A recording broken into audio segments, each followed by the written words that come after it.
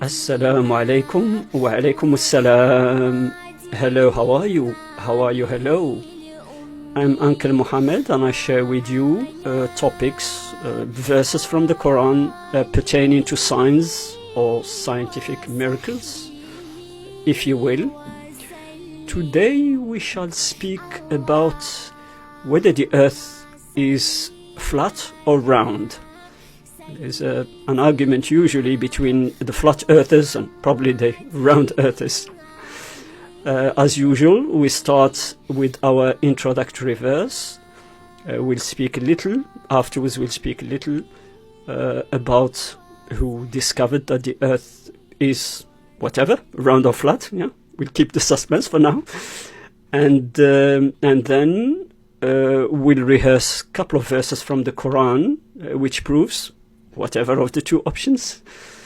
And afterwards, as usual, we shall end with our in a nutshell verse, also to do with the scientific miracles in the Quran. So, Bismillah. First of all, in the introductory verse, the second term is actually a homonym.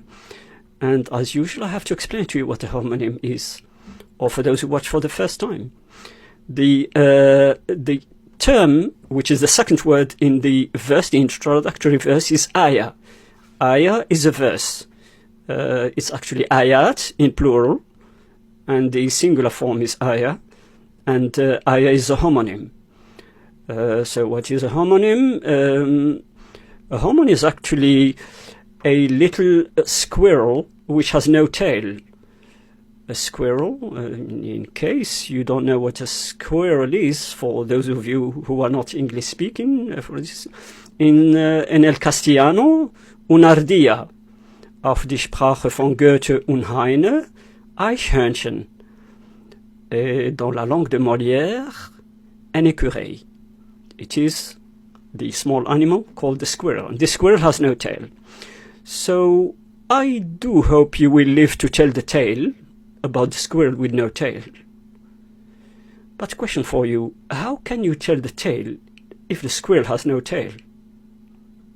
That's your homework. No, in fact, just in as usual, the homonym is a term which has two meanings, or at times more than two meanings. In this case, the term ayah means a verse, i.e. a verse in the Quran or a verse in the Bible, and it also means a sign, and these are the signs which God give us, hence the scientific miracles. So the first introductory verse to the general topic of the scientific miracles in the Quran is Fussilat 41:53, and it goes, سنريهم آياتنا في الآفاق وفي أنفسهم حتى يتبين لهم أنه الحق. So, translation. We shall سنريهم آياتنا, we shall show them our verses or our signs, as it is a homonym, في الآفاق وفي أنفسهم. Al-afaq, in the high heavens, the heavens above, the universe, the skies, and within the في الآفاق وفي أنفسهم, في أنفسهم, within their own selves, meaning in their bodies. في الآفاق حتى يتبين لهم أنه الحق, until such time that it is clear, it is evident, it is manifest to them that this is the truth. What is this? What does this refer to? It actually refers to the ayat, the signs, the verses, the revelation, God's revelation to humans, to the Quran specifically. سنريهم آياتنا في الآفاق في أنفسهم حتى يتبين لهم أنه الحق. This was our introductory verse.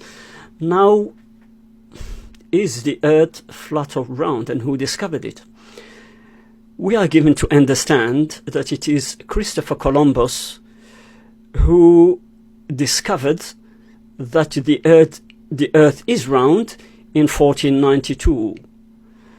But I shed, maybe others, I don't know, others shed doubt. Surely there are others who shed doubt on this fact. You know, when we were little at school all over the world, we learned Christopher Columbus discovered that the Americas, and he discovered that the earth is round. But there are some weird facts. There are some weird facts to do with the fact whether Christopher Columbus was the one who discovered this or not, and I doubt very much he was. And I will share with you why. Just a between bracket. In fact, Christopher Columbus, he actually stated before he left to the Americas, he said, I can go to India by sailing west. So naturally, India is east, and the statement of the year, but he said, I will sail west and reach India, meaning that the actual Earth is round. But if he stated that before he left, that means he knew it before. How can someone discover something that he knew before? So that is very odd. That is very strange. That's the first thing. Second thing, he was paid by King Ferdinand and Queen Isabella of Spain. He was paid by them, and they signed a contract, and he was paid to go to the Americas. So in fact, if he signed a contract, and the contract stated that he will bring, or of course they will finance his trip, which was considered to be dangerous to the Americas. I guess they knew exactly who was there and how many people were there before he went to the Americas, meaning what they call the Red Indians there, neither red nor Indians as we know. They're the Native Americans,